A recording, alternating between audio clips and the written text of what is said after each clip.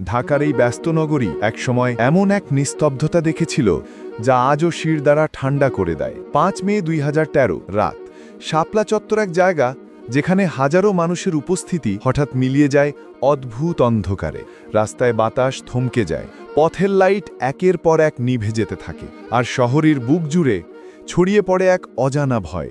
একসময় যে জায়গাটা মানুষের শোরগোল, স্লোগান আর আলোয় ভরা ছিল, তখন সেখানে পড়ে থাকে শুধু ছিন্ন কাগজ, ভাঙা ব্যানার আর অদৃশ্য আতঙ্কের ছায়া।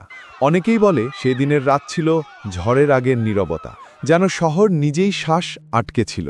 কিছু একটা ঘটবে, এমনই অদ্ভুত অনুভূতি চারদিকে। কেউ জানে না সেই মুহূর্তে ঠিক কত কিছু ঘটে গিয়েছিল, আর কত কিছু অন্ধকারের আড়ালে রয়ে গেছে আজও অজানা।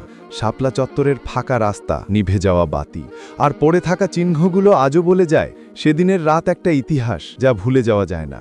সময় অনেক কিছু বদলে দেয়, তবু শাপলা চত্বর ২০১৩ আজও রয়ে গেছে নীরব, তবু গর্জে ওঠা এক স্মৃতি।